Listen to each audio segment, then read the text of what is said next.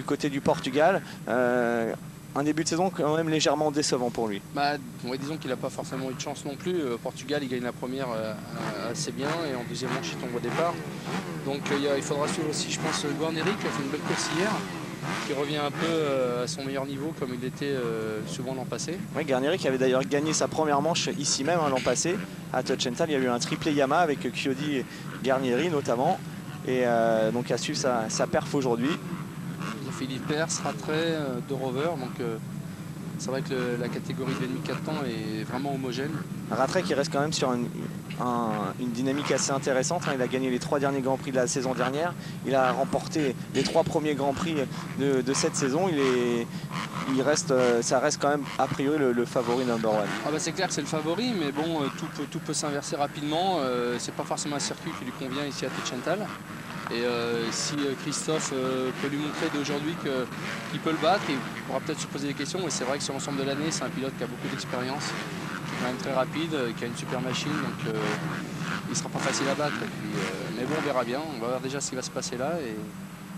Allez, cette première manche, c'est pour tout de suite à l'intérieur. Les deux frères Pourcel. Christophe et Sébastien, on l'a dit, le départ est très important a priori. Christophe. Hein. Ouais, Christophe est très bien sorti. Allez, le hot shot pour Christophe Pourcel. Sébastien lui aussi est dans le coup en 3e position. Comme je l'avais dit, l'intérieur était même... Sébastien est très mal sorti, mais il s'en est bien sorti. Puisqu'il est déjà 2 maintenant. Il y a un bon départ de Chiodi, de Alessio Chiodi qui attaque tout de suite peut-être Sébastien Pourcel. Et ouais, c'est plutôt l'inverse. Un bel amorti de Sébastien pour repasser tout de suite Chiodi. Et donc là, il va essayer, à mon avis, de ne pas laisser partir son frère. Il y a Guarneri qui est bien parti également, le numéro 250. Ah, ça part plutôt pas mal. Cette première manche pour les deux pilotes tricolores, Sébastien et Christophe Pourcel. Antonio Chiaroli, a priori, n'a pas réussi un départ exceptionnel. On a aperçu les officiels KTM derrière, avec a priori Philippe Pers qui aurait réussi une bonne sortie de grille. Bah, Rattray a l'air juste derrière aussi. Donc c'est vrai que si Christophe et Sébastien arrivent à partir tout de suite, je pense que ça sera difficile pour les autres de revenir parce qu'ils sont quand même très rapides, ils l'ont montré depuis hier. Et donc ça serait vraiment bien qu'ils puissent tous les deux faire la course en tête. Et ça a l'air d'être pas mal arrosé, donc il va falloir être prudent les premiers tours. Bon, un circuit quand même assez sec, hein. Il fait très beau aujourd'hui du côté de l'Allemagne. Donc c'est a priori une piste qui devrait permettre et qui sourit souvent aux pilotes tricolores. Toi tu avais gagné l'année dernière ici même. Bah, j'ai gagné pas mal de Grands Prix là-bas. C'est vrai que c'est un circuit finalement assez français avec beaucoup de vitesse. Enfin voilà quoi. Pas forcément très défoncé, mais il faut avoir un gros cœur. Et ce qui est étonnant en tout cas, c'est de voir déjà même Chiodi qui malgré tout est toujours là, il est toujours devant dans les premiers tours et puis bah, il risque encore de faire une belle manche. Allez, sur Chiodi avec petite erreur de Guarneri. À la réaccélération derrière, c'est bien David Philippe Pers, hein, le premier pilote KTM. Rattray juste derrière. Ouais, Philippe Pers qui met tout de suite la pression sur Guarneri. Alors David Philippe Pers, il y avait une rumeur dans le paddock du Grand Prix d'Allemagne. On disait qu'il pourrait, pourquoi pas dès le prochain Grand Prix, rouler en 450. Il était parti pour le titre mondial en MX2. C'est une rumeur qui circulait hier dans le paddock du Grand Prix d'Allemagne qu'il pourrait prendre, pourquoi pas, ta moto, Mickaël, pour terminer la fin de saison. Je sais pas. Je suis pas vraiment au courant de ce qui se passe, mais pourquoi pas. Je sais pas où il en est dans son championnat. Mais c'est vrai qu'il partait pour le titre. Donc ça peut être une solution pour KTM d'avoir un top pilote aux avant-postes en 450. Ouais, il est 7e du championnat, David Philippe Pers, mais assez loin des 2 premiers. Et Christophe Pourcel, hein, qui commence à creuser l'écart. On le sent à l'aise, hein. Déjà au Portugal, il avait franchi un palier 2 fois 2e. Il avait longtemps mené la seconde manche. Il avait craqué sur la fin un petit peu, peut-être physiquement. Dans la première, il avait tenu le rythme de Chiaroli en l'attaquant dans le tout dernier tour. Il y a peut-être un petit palier qu'il est en train de franchir, hein, Christophe Pourcel. Bah, c'est clair que là, il a été assez surprenant. Surtout, moi, j'ai trouvé Agueda, il roulait vraiment très bien. Il aussi très intelligemment, parce qu'en deuxième manche, il n'a pas cherché forcément à résister à Rattray. Et là, ce qui est bien, c'est qu'il a son frère derrière, donc il le connaît, ils se connaissent bien tous les deux, évidemment. Et donc ça lui met aussi moins de pression, il va pouvoir gérer sa course tranquillement. Et puis voilà, là déjà on voit qu'il part. Hein. Et puis sur ce circuit, quand on a ne serait-ce que 4-5 secondes d'avance, c'est assez énorme. Donc Rattray doit être 7 ou 8. Ouais, il est 6e en ce moment. Tyler Rattray, on l'aperçoit, elle est en train de revenir. Derrière Philippe Hertz. Philippe Hertz qui attaque Garneri, les deux Italiens au coude à coude. Toujours l'avantage pour le pilote Yamaha. Cairoli en 7e position, Mackenzie 8e, Luigi Segui dans le top 10, Boissière 11e. Et du côté des deux Français, c'est chaud. Ils sont encouragés, les deux frères Pourcel peut-être. Avec une chute, une chute entre Philippe Hertz et Garneri a priori. Je m'en doutais un peu, j'ai vu l'action se faire et Rattray est franchement arrivé à l'intérieur un peu rapidement. Et pas Rattray, Philippe Hertz. Il avait l'air légèrement énervé. David et Garneri, on l'a vu regarder à droite à gauche. Rattray, Philippe Hertz est reparti. Philippe Hertz était vraiment en retard pour lui faire l'intérieur et je pense que c'était un peu chaud. Je crois que c'est entre les deux Italiens, c'est un peu les. Ah, c'est chaud entre les Italiens. Déjà l'année dernière au Grand Prix de France, il y avait eu un gros accrochage entre Garneri et le champion Antonio Cairoli qui avait été exclu du Grand Prix. Là, a priori, c'est reparti pour une belle passe d'armes entre cette fois-ci Philippe Hertz et Garneri. Et tout ça, ça fait les affaires en tous les cas de Christophe qui continue de réussir les meilleurs chronos. Les deux frères Pourcel qui roulent en 2,07 en ce moment, c'est nettement plus rapide que tous les autres pilotes. Alors est-ce que sur ce circuit c'est vraiment un avantage de partir devant? On peut plus qu'un autre circuit, là on voit qu'ils sont vraiment en train de partir quand même. Disons que le circuit il est quand même large, il y a plein de traces et ça glisse, donc quand on part devant ça nous permet de bien prendre les mêmes trajectoires à chaque tour, de bien observer le circuit et éventuellement de changer de ligne quand il y a besoin. Et là, en plus, Christophe, il force pas, je veux dire, il a un style vraiment coulé, propre.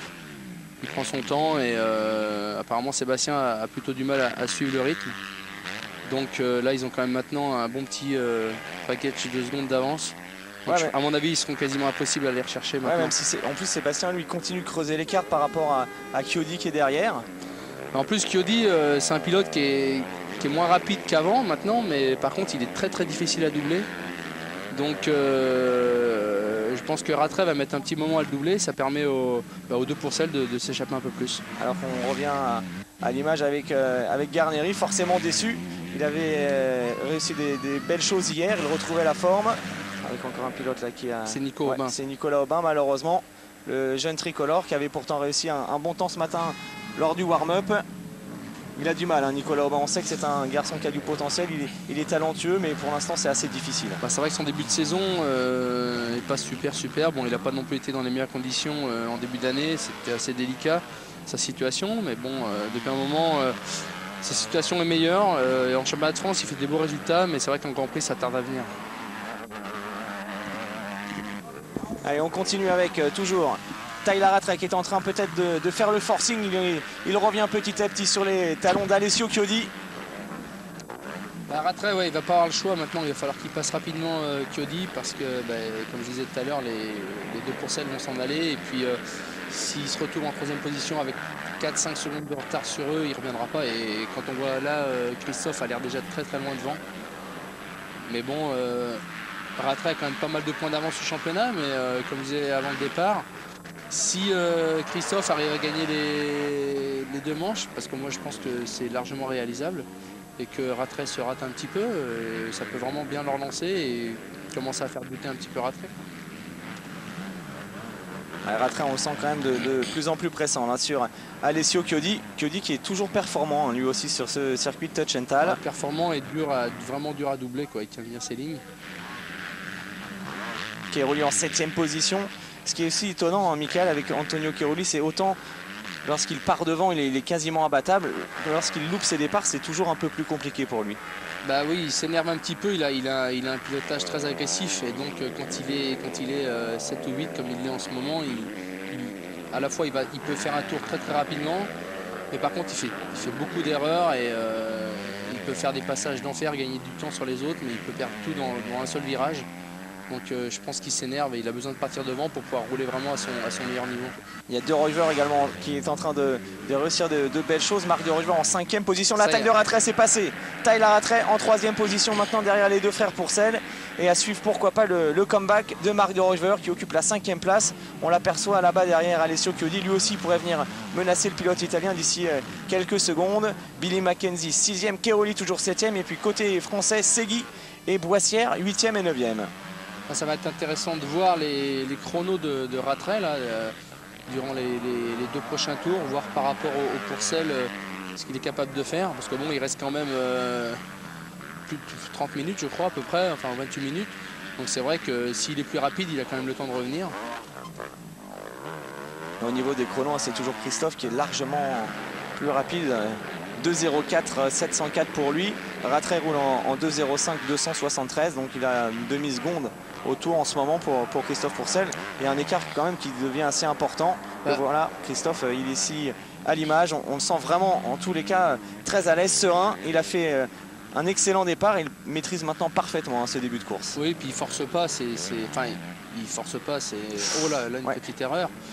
C'est vrai qu'il roule propre, il s'énerve pas, il prend son temps et c'est un peu ce qui fait sa force aujourd'hui. Hein, c'est que c'est un pilote qui est très calme. Là, je vois, il freine quand même très très tôt. Et ça peut paraître étonnant, mais c'est ce qui lui permet aussi de prendre les virages. Enfin, il est rapide partout, quoi. Il est propre et c'est vraiment un super pilote à voir rouler. Et, je pense que cette année, il a vraiment un gros coup à jouer. Même si sur une saison, ça ne sera pas évident parce qu'il y a quand même pas mal d'épreuves de sable. Il manque peut-être encore un petit peu d'expérience. Mais à chaque course, il progresse. Et les 2 Pourcel sont vraiment en train de montrer aujourd'hui qu'il va falloir compter sur eux sur l'ensemble du championnat. Ouais, Sébastien toujours en seconde position. Alors Sébastien, il le disait lui-même, hein, il est toujours très rapide en championnat de France et il a l'impression que c'est son sosie qui roule en Grand Prix. Il a beaucoup moins de réussite. Aujourd'hui, a priori, ça semble nettement mieux parti pour lui, tant mieux. Rattray là, qui va faire un tour propre, je dirais, puisqu'il n'aura personne devant lui. Donc on va pouvoir voir par rapport aux 2 Pourcel ce qu'il est capable de faire. Sébastien qui commet aussi encore quelques erreurs. Là. Il n'est pas très régulier dans ses tours, Sébastien, depuis le début. Et voilà justement, Tyler Rattray en 3e position à l'attaque. Et là aussi, c'est encore un tout autre style de pilotage hein, par rapport à Christophe Pourcel. Tyler Rattray, c'est l'attaque maximum. Il a forcément un physique excellent pour pouvoir tenir le rythme comme ça avec une telle débauche d'énergie. C'est vrai que son style, c'est du 100% physique. Hein. Il roule vraiment en force. Il n'y a pas vraiment beaucoup de finesse dans son pilotage, mais bon, c'est une autre manière de piloter. Il est plus vieux aussi, donc il peut utiliser plus de force physique, alors que Christophe est obligé de s'économiser, il n'a que 17 ou 18 ans. Encore une petite glissade là de Rattray à la réaccélération. Il est en train d'essayer de dosser le rythme. Pour revenir sur Sébastien, il y a 5 secondes d'écart entre les 2 hommes. Il veut surtout pas les laisser partir et puis il veut leur montrer, parce que bon, chaque pilote de toute façon il se voit, hein, quand on est sur la piste on voit où sont les autres. Donc il veut vraiment leur montrer qu'il va très vite. Ouais, derrière De Ruyver, on le sentait également, est revenu sur Alessio Chiodi. Marc De Ruyver très régulier depuis le début de l'année et qui vient de se débarrasser du pilote Yamaha. Attention également, pourquoi pas, au retour de Marc De Ruyver qui semble assez rapide en ce moment avec des 2,05 réguliers, 2,04 847. C'est l'un des garçons les plus rapides en ce moment. Keroli qui ne réalise pas des super chronos puisqu'il est en 2,7 600. Donc c'est vrai qu'il a 2 secondes, presque plus de 2 secondes des meilleurs. Rattray qui a fait un bon tour dans son dernier tour, hein, puisqu'il a repris presque une demi-seconde à Christophe. Et puis mauvaise nouvelle côté français avec la chute de Luigi Segui, désormais 21e alors qu'il occupait une place dans le top 10. On retrouve maintenant Anthony Boissière 9e. Boissière, c'est également un garçon qui est capable de gagner des manches, il l'a prouvé l'an passé. Malheureusement il s'est blessé, il a perdu pas mal de temps en début de saison, il commence à retrouver la forme. C'est vrai qu'il a bien roulé la semaine passée au championnat de France. Et bon, c'est toujours difficile de revenir de blessure, hein. Il a été arrêté longtemps et il prend un peu l'année en cours, mais bon, il y a un autre avantage quand on est blessé, c'est qu'on est frais, c'est qu'on a, on a vraiment une grosse volonté, on a envie de prouver qu'on n'a rien perdu et même si physiquement il risque de souffrir un petit peu, le fait qu'il n'ait pas roulé depuis longtemps, ça va lui donner vraiment beaucoup de motivation et il est en train de prouver que rapidement il arrive tout de suite à revenir dans le top 10 régulièrement. Et puis bonne nouvelle du côté tricolore, aujourd'hui à Tocenta tout à l'heure il y avait la première manche du championnat du monde féminin avec une bonne nouvelle puisque c'est Livia Lancelot, la française, qui s'est imposée devant Katharina Prune et Steffi Layer, ses 2 principales adversaires. Grosse course et les 3 filles sont terminées quasiment au roue de roue. Problème technique a priori pour Sébastien Pourcel. Ah, décidément pas de chance pour Sébastien Pourcel qui était second, qui était en train de jouer un gros coup. En plus il contenait, il aurait pu contenir Rattray pour clair éviter que, là, que Rattray revienne sur son frère. Malheureusement, un problème mécanique. Voilà. Ouais, là c'est vraiment dommage, on ne sait pas trop ce qui s'est passé. Parce que bon, il s'en est rendu compte assez rapidement, donc je ne sais pas si c'est une casse moteur ou une chaîne. Enfin, on ne peut pas avancer quoi que ce soit. De toute façon, ce qui est sûr, c'est que c'est terminé. Et que du coup, c'était 5 points possibles pour Christophe de reprendre sur Rattray. Maintenant, ça sera plus que 3. Et puis surtout, il faut que Christophe tienne jusqu'au bout. Et en espérant qu'il aussi ne rencontre pas de problèmes techniques d'ici la fin de la manche. Ouais, Sébastien Pourcel qui avait déjà cassé un moteur à Agueda, donc ça fait 2 grands prix de casse mécanique. Ah, c'est vrai que Sébastien en Grand Prix il manque un peu de réussite là, depuis le début de saison parce qu'il a quand même prouvé en championnat de France qu'il était largement au niveau de son frère. Même mieux puisqu'il l'a battu déjà à 2 reprises. Ouais, la semaine dernière c'est Sébastien qui a gagné le championnat de France Élite. Retour de Rover aussi sur Tyler Rattray. De Rover vraiment rapide. Rattray a complètement raté son tour précédent, là il a fait un 2-6 et De Rover un 2-4, donc ça fait plus de 2 secondes. Donc, mais je pense que Christophe il est tranquille, là. Il a une bonne marge d'avance, il a quasiment 8-10 secondes, il reprend toujours du temps à Rattray, donc 8-10 secondes sur ce genre de piste, c'est quasiment impossible pour Rattray de revenir. Ce qui est vraiment intéressant également pour Christophe, c'est que depuis le début de l'année, à chaque Grand Prix, il y a eu une progression. Il était pas mal à Zolder, un peu mieux en Espagne, beaucoup mieux au Portugal, et aujourd'hui, il est sûrement parti pour gagner sa première manche. Au niveau mental, ça va forcément lui faire du bien, alors qu'on voit que Rattray s'inquiète, il vient de jeter un petit coup d'œil derrière, il a vu que De Rover faisait le forcing. Non seulement Christophe peut gagner donc cette manche, mais moi je pense vraiment qu'il peut faire le doublé aujourd'hui. Il a vraiment une super vitesse en virage. Je viens juste de remarquer justement en le regardant un petit peu que par rapport à Rattray ou même à De Rover, j'ai l'impression qu'il vire à une vitesse de plus qu'eux dans tous les virages. Il roule propre, il ne s'énerve pas, alors que ce soit De Rover ou Rattray, surtout Rattray, il est souvent en sur-régime à l'embrayage et je pense qu'il perd un peu de temps. Alors pour les autres Français, c'est toujours Boissière qui s'en sort le mieux, même si ça revient derrière avec le retour de Philippe Hertz qui s'est bien reconcentré après son erreur de tout à l'heure.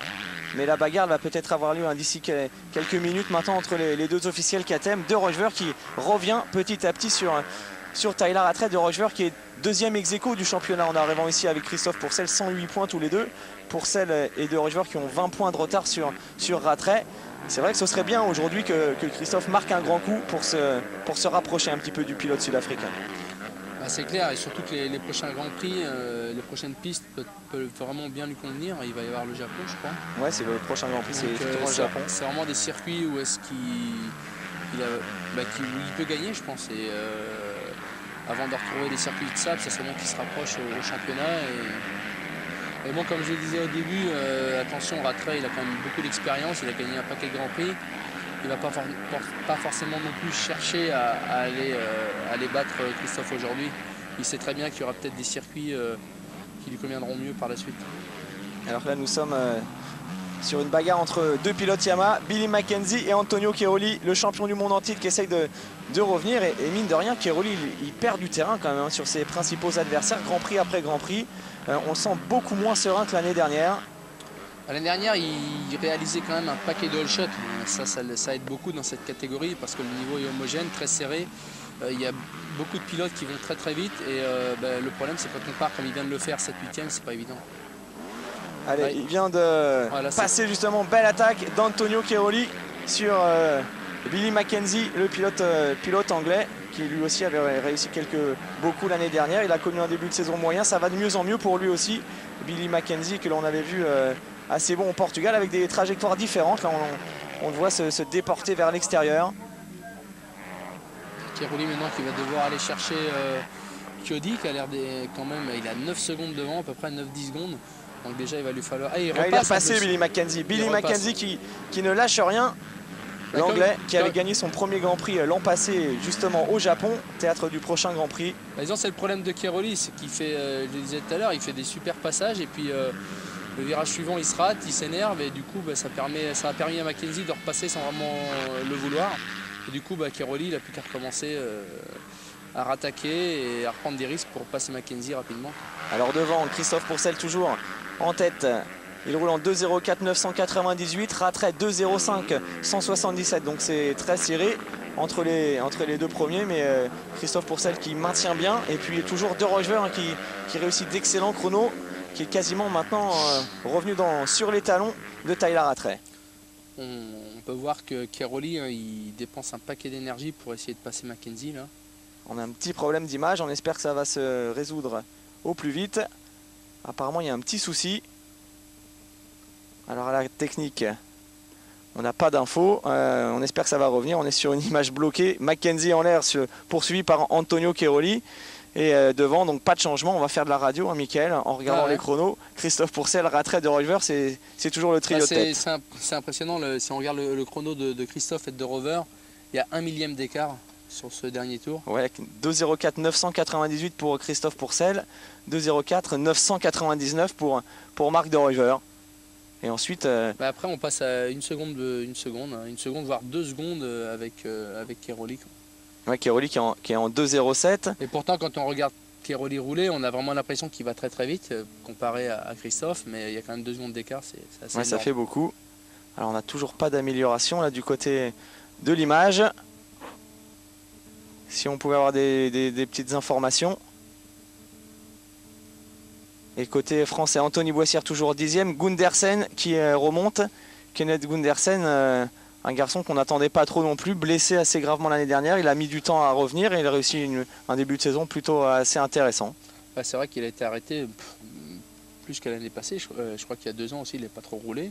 Donc quasiment 2 ans. On n'y croyait même plus d'ailleurs. À un moment donné, il avait dit qu'il arrêterait. Enfin, c'est vrai que c'était pas évident. Hein. Quand on se blesse pendant 1 an ou 2, c'est toujours difficile de revenir. Donc il est revenu en 2,5-4 ans. Et c'est vrai qu'il a fait un beau retour, notamment de victoire à Belpuig, donc je pense que c'est un pilote qui est capable de gagner des manches, mais bon sur l'ensemble du championnat, ça ne sera pas forcément un client pour la victoire. Alors on a toujours des problèmes techniques, a priori ça vient de l'Allemagne, hein. On n'y est pour rien, on va attendre de voir ce qui se passe et on va peut-être donner également des nouvelles du Supercross US, hein, Mickaël, qui s'est disputé hier soir. C'était la grande finale, 3 garçons pouvaient prétendre à la couronne, c'est vraiment un championnat super disputé, Stewart, Carmichael et Chad Reed. Chad Reed et Carmichael qui étaient ex-aequo en arrivant là-bas, et finalement c'est Ricky qui a l'expérience, a terminé 2e derrière Stewart et qui devient champion. 2 petits points d'avance sur Stewart et Reed, c'est quand même une fin de saison assez énorme. C'est exactement ça, je crois que Carmichael a été champion à l'expérience. Hein, je pense que tout le monde est d'accord pour dire que le plus rapide c'était Stewart, hein, il a gagné 9 ou 10 épreuves, donc c'était vraiment lui le plus vite. Malheureusement il a commis trop d'erreurs. Il gagnait, puis le coup d'après il se ratait, donc Carmichael a été régulier, il a su bien gérer ce championnat. C'est vrai que ça s'est joué à pas grand chose. Reed a aussi failli lui gagner le championnat, mais bon il était quand même moins vite que les 2 pilotes, mais très très régulier, le plus régulier des 3. Mais le champion ça reste Carmichael, et je crois qu'il enchaîne maintenant son 4e ou 5e championnat d'affilée. Ça fait peur, hein. C'est son 15e titre américain. Je crois qu'il s'arrête là maintenant et qu'il laisse la place aux autres.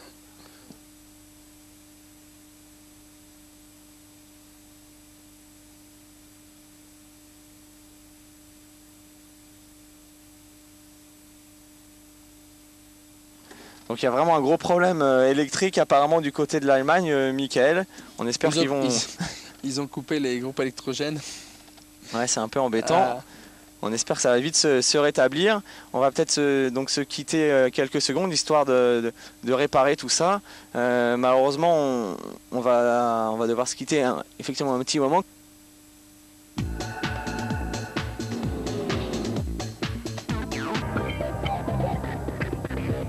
Il y a eu du changement pendant ce petit problème technique avec Marc De Roever, hein, Mickaël, qui a pris la 2e place, Chiodi 3e et Tyler Rattray qui a dû commettre une faute.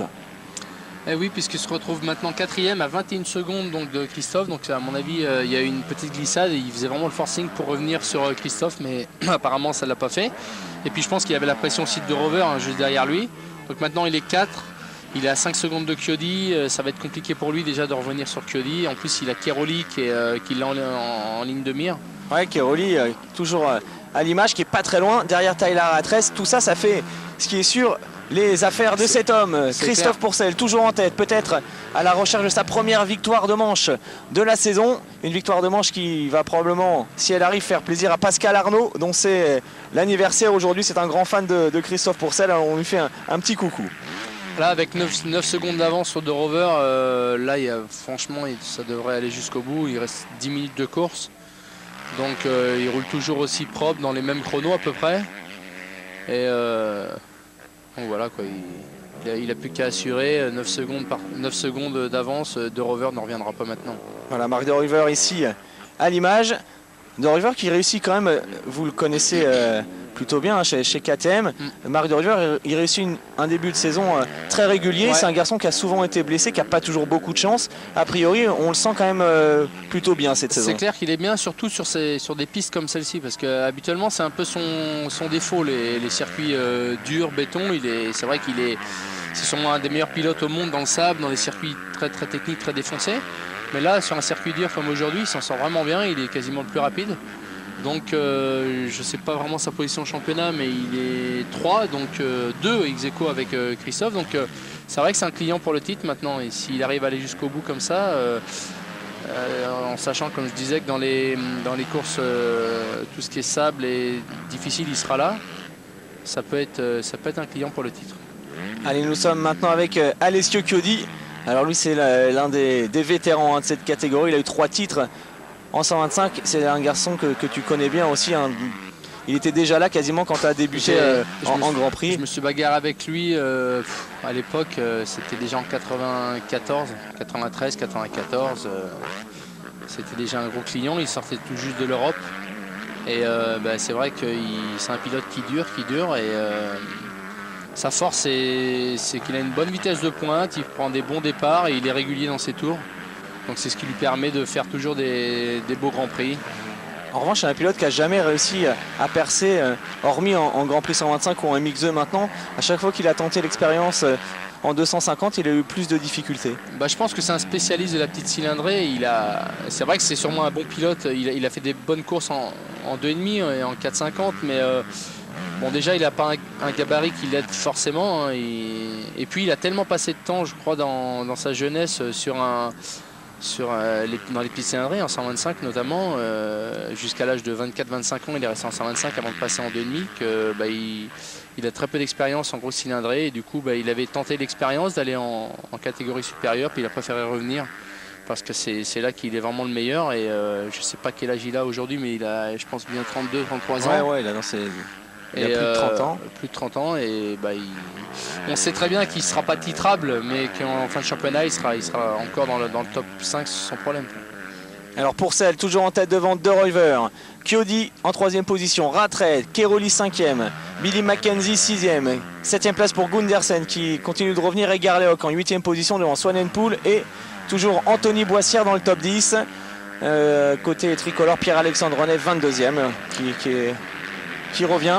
Pierre-Alexandre Renet qui a lui aussi du mal, hein. C'est un garçon qui en championnat de France réussit quand même des belles performances. En Grand Prix, il est un peu moins bien et surtout il prend très souvent de mauvais départs. Voilà, c'est pas facile, hein. La progression elle passe, c'est vrai qu'il y a beaucoup de Français qui roulent très très vite aujourd'hui, mais la progression elle passe par des bons chronos pour avoir des bonnes places sur la grille lors des manches. Et pour progresser, il faut partir devant. Et c'est vrai que quand on part à la 25e, 30e position, c'est pas évident. Puis en 125, tout le monde se bat énormément pour défendre sa place. Et ça roule aussi très très vite derrière parce que les chronos sont pas... Quand on regarde là les temps entre Pourcel qui fait un 2,6 et René qui est en 2,8, il y a 2 secondes d'écart entre le premier et le 22e. Donc c'est vraiment peu et ça veut dire que ça va très très vite derrière aussi. L'homme le plus rapide en ce moment, c'est toujours De Rover. Attention quand même, bon, Christophe Pourcel a une bonne marge aux alentours de 8 secondes, mais Marc De Rover continue de réussir les meilleurs chronos, 2,05 823. Normalement là, on est à 4 minutes plus de tours, ça devrait être bon pour Christophe. Oui, parce que je pense que Christophe il gère un petit peu, il faut qu'il s'économise pour la deuxième manche. Il a franchement un bon coup à jouer aujourd'hui, il est capable de faire le doublé, donc avec 8 secondes d'avance, 4 minutes plus de tours, ça fait environ 5 tours. Donc 5 tours, même s'il perd 1 seconde au tour, ça le fera largement.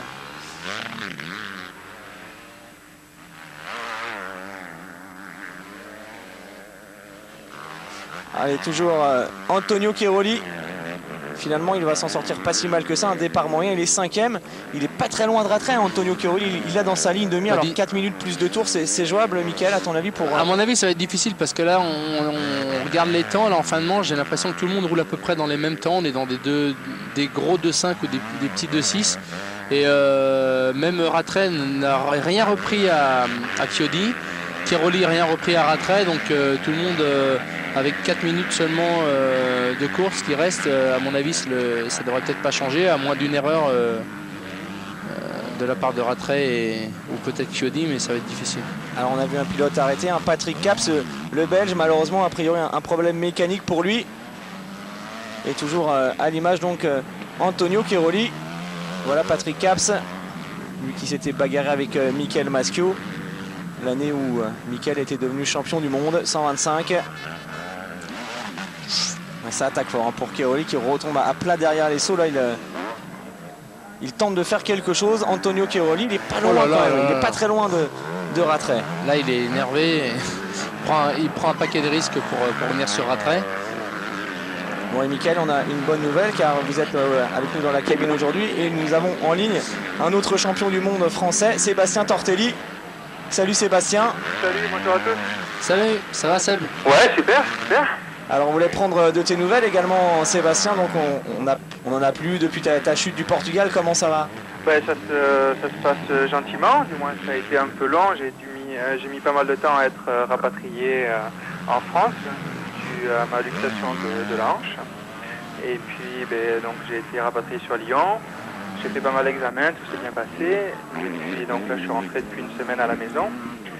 Et puis malheureusement j'ai eu d'autres résultats d'examen et en plus tard j'ai touché le genou.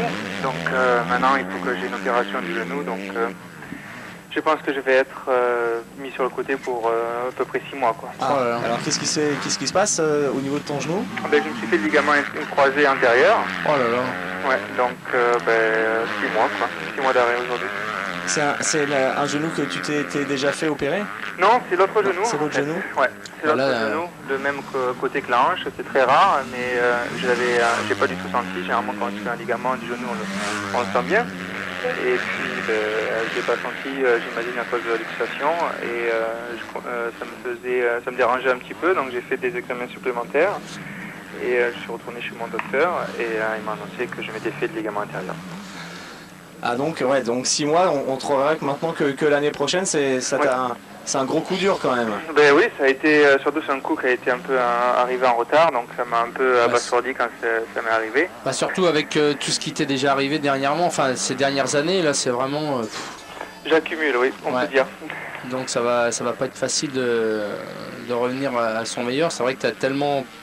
le désir est toujours là, donc c'est le plus important. Tu as fait tellement d'efforts en plus ces dernières années pour revenir au top, t'étais bien là, c'était vraiment dommage quoi. Ouais, c'était bien, je me sentais bien, mais malheureusement, c'est quelque part c'est la compétition. Ouais. Donc l'envie est toujours là, c'est ce qu'il y a de plus important, mais je suis un peu peut-être frustré par les blessures que j'ai, mais bon, c'est quelque part j'ai un pilotage qui est un peu agressif, et même si j'essaie de me calmer, ça reste un peu des fois quelque chose qui peut arriver quoi. Et du coup alors tu as prévu de te faire opérer dans les jours qui viennent, comment ça va se passer? Oui, j'ai pu avoir rendez-vous pour la semaine prochaine, donc je vais me faire opérer la semaine prochaine à Lyon. D'accord. Donc c'est le Bertrand Sonnery-Côté qui m'avait opéré déjà précédemment à Lyon qui va s'occuper de moi de nouveau. D'accord. Et donc voilà, on va faire le stage habituel de rééducation avec tout ce qu'il faut pour que tout soit remis au maximum. Ouais. Du moins j'ai quelque part l'expérience de l'autre genou, donc je sais ce qu'il faut que je fasse. Quoi. Et est-ce que ça remet un petit peu en cause peut-être la suite de tes projets? On sait que tu voulais repartir aux États-Unis l'an prochain. Tu vas peut-être bien te soigner ici et repartir en Europe. Tu sais déjà un peu ce que tu as envie de faire ou il est trop tôt pour en parler? Ça m'est tombé encore un peu sur la tête, donc il faut que j'y réfléchisse réellement, mais c'est sûr que ça change pas mal mes projets, c'est pas ce que j'avais prévu. Donc il y a des possibilités que je reste plus longtemps, je suis en train d'y réfléchir, il faut que j'en parle avec ATM concrètement. Je sais que j'ai eu une très bonne expérience jusqu'à aujourd'hui avec ATM, m'a vraiment bien aidé et j'étais très satisfait de la moto. Donc pour moi c'est important. Donc voir l'avenir, je pense que je vais y réfléchir. Il faut que j'en discute un peu avec tout le monde, avec Carl Nicole, Peterer et puis leur patron et Georges Aubé qui est le manager aujourd'hui. Donc après avoir parlé avec tout le monde, on fera une synthèse et on va voir quelles sont les possibilités et qu'est-ce qu'ils souhaitent faire également en plus de ce que j'ai comme désir. D'accord. Bah, écoute, merci beaucoup pour toutes ces infos, Seb.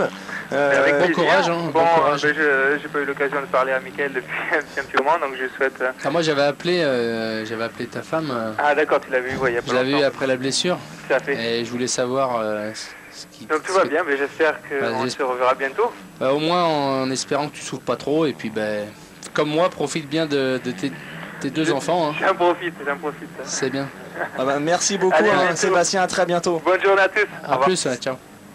Bon, ça c'est pas une bonne nouvelle du côté de Sébastien Tortelli. Décidément, Mickaël Pichon et Sébastien Tortelli, tous les deux à haute de la même saison. C'est dur pour le cross français. Comme le disait Sébastien, en plus de ça, KTM en plus de ça fait un max d'efforts pour nous en nous donnant le meilleur matériel possible. C'est vrai que c'est dur parce que là ils perdent d'entrée la chance de battre Evers et de gagner le titre. Mais bon, c'est le sport. Sébastien, tout comme moi, s'était énormément investi. J'ai pu voir pendant l'hiver la somme de travail qu'il avait fournie pour essayer de battre Evers. On était vraiment très motivés tous les deux. Enfin, tout le monde était motivé. Je crois que j'ai jamais vu une équipe aussi motivée pour remporter le titre. Et malheureusement, ça ne s'est pas passé comme on le souhaitait.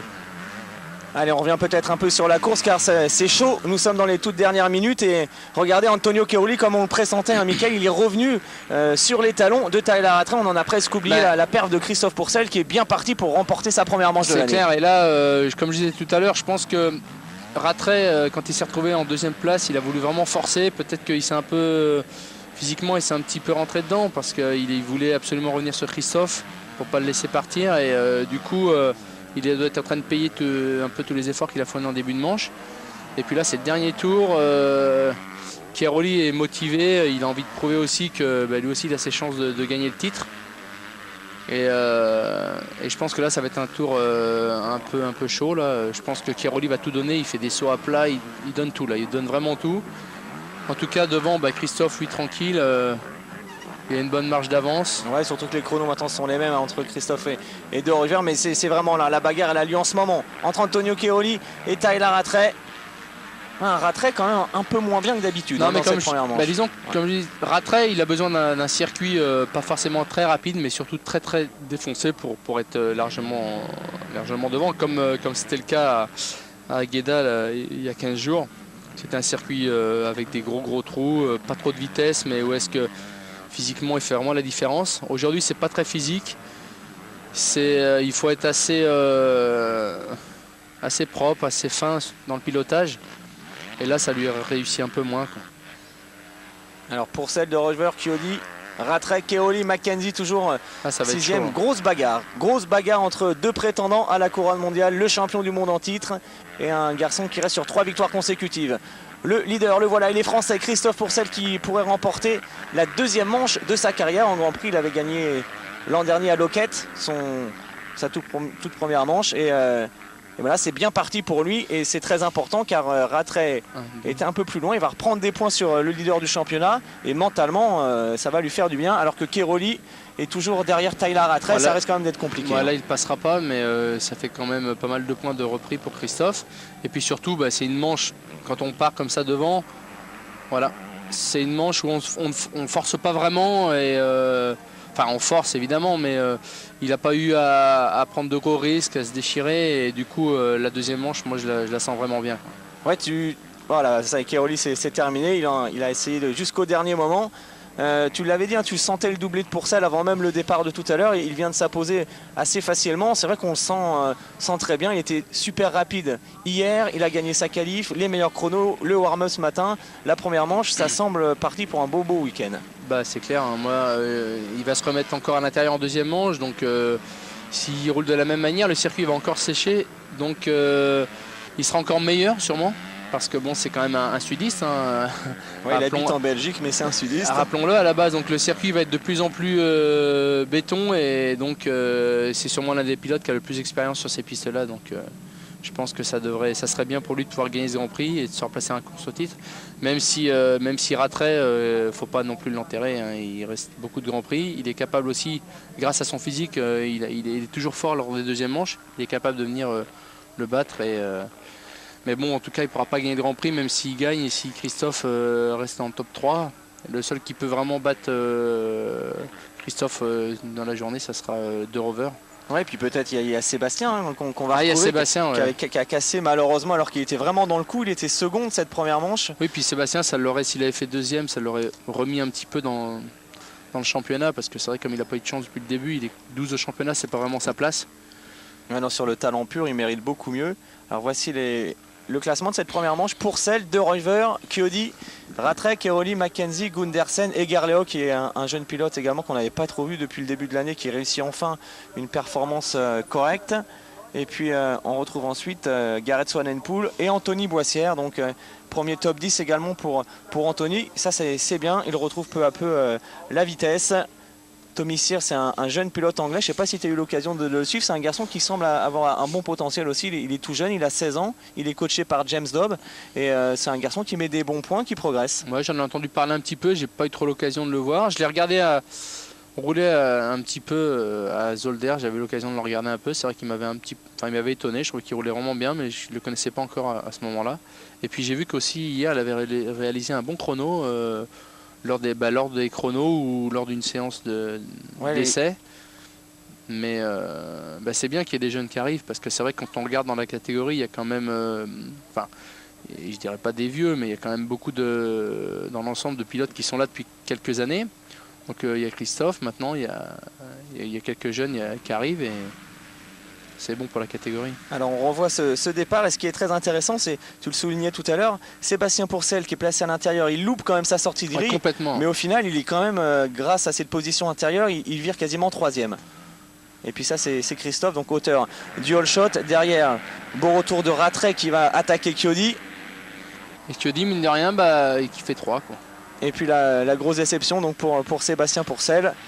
Casse mécanique, beaucoup plus de chance pour son jeune frère qui n'a aucun pépin, lui qui continue de mener cette manche. Marc De Rover va revenir petit à petit en réussissant d'excellents chronos. Une belle course de Rover. Il avait quand même pas mal de retard sur Ratrel, il est revenu le chercher à la régulière. Et puis Keroli, auteur d'un départ moyen, qui va bien se battre jusqu'au bout, qui va échouer sur les talons de Tyler Ratrel. Et la première victoire de manche donc pour Christophe. Tu penses, Mickaël, que Christophe dès cette année peut espérer devenir champion du monde? Il a assez d'expérience, il a tout ce qu'il faut pour il est deuxième du provisoire, il vient de gagner une manche, a priori on a envie de dire que oui. C'est clair, de toute façon là il vient de reprendre je sais pas, environ 7-8 points Ouais, ça fait 13 points. Voilà, il a 13 points, donc c'est rien du tout. Il reste quand même je sais pas, 10 Grands Prix, 10-11 Grands Prix. Mais le problème, ça va être les circuits style l'Europe, des circuits comme en Irlande, où est-ce que là, ça sera difficile d'aller chercher Ratrel et puis même De Rover, parce qu'ils sont très forts. Mais si d'ici là, sur certains circuits, il arrive à être bien, voilà, il va nous le dire. Voilà, on écoute. Christophe Pourcel. Comme je l'avais dit hier j'ai fait le all shot et puis j'ai bien géré ma course et puis là j'étais bien placé pendant ma manche, puis j'ai bien géré tout. Il y avait mon frère derrière, je suis un peu déçu qu'il ait cassé parce qu'il roulait bien, mais bon, sinon j'ai fait une très belle course et je suis content de moi. Yeah, I'm really happy with my race. You know, I had a good position on the grid because yesterday I got a best qualifying race and I had a really good start and a little race. I'm a little bit sad that my brother had a technical problem because he was just behind me. I was confident during all this race and I was the second moto. Il n'y a plus qu'à apprendre l'anglais maintenant. Et puis, un petit stage aux US. Hein. Voilà, allez, Marc De Rover maintenant. Alors, vous allez nous faire la traduction de la réponse de Marc De Rover, Mickaël, car vous parlez parfaitement anglais. Ouais. Je me débrouille. Non mais ça c'est important, c'est vrai pour communiquer avec les... Oui mais c'est vrai qu'il est jeune, moi à son âge je parlais pas non plus anglais. Alors Marc, bravo, vous n'avez pas réussi un super départ mais ensuite vous êtes revenu en deuxième position. C'est pour vous Michael. Ouais, il parle justement de l'erreur de Guarneri et de Philippe Hertz. Il a un petit problème avec la moto au départ. Mais qu'il a fait, ouais, il est content. Il a repris des points à Rattray, il est content, mais pour celle, il était trop loin devant. C'est vrai qu'il dit que si pour celle part en tête, il est difficile à rattraper. Et bon, il a réussi une grosse course quand même. Il est content, mais il est quand même un petit peu déçu apparemment. C'est vrai qu'il commence, on voit bien que les pilotes commencent vraiment à prendre Christophe au sérieux. Jusqu'ici, bon, Christophe, enfin, au moins l'année passée, il n'était pas toujours régulier. Mais là, depuis le début de saison, il est là quasiment dans toutes les manches. Donc, et puis il est là, et puis surtout, manche après manche, il est de mieux en mieux. Allez, on écoute Alessio Chiodi. Comment ça s'est passé cette course pour vous? Le circuit n'est pas facile. Ça va vite, c'est dur.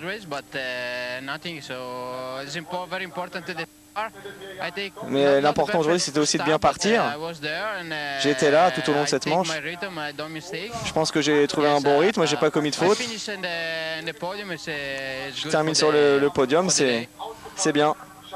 Moi j'ai juste appelé Kiko et je lui ai donné l'adresse de mon coiffeur. Ah c'est vrai que c'est assez spécial, mais bon, ça a son charme aussi. Hein. Ouais, ça vous irait bien, ça, Michael? Je crois pas, non. Non, mais ce qui est bien, c'est que c'est un mec, il est excellent. Enfin, moi, je le connais, on se connaît depuis qu'on a 17 ans et c'est un mec super. En dehors, sur la piste, ça a toujours été un pilote très très correct. Et en dehors de la piste, bon, bah, il est comme l'image qu'il dégage, hein, il est très cool.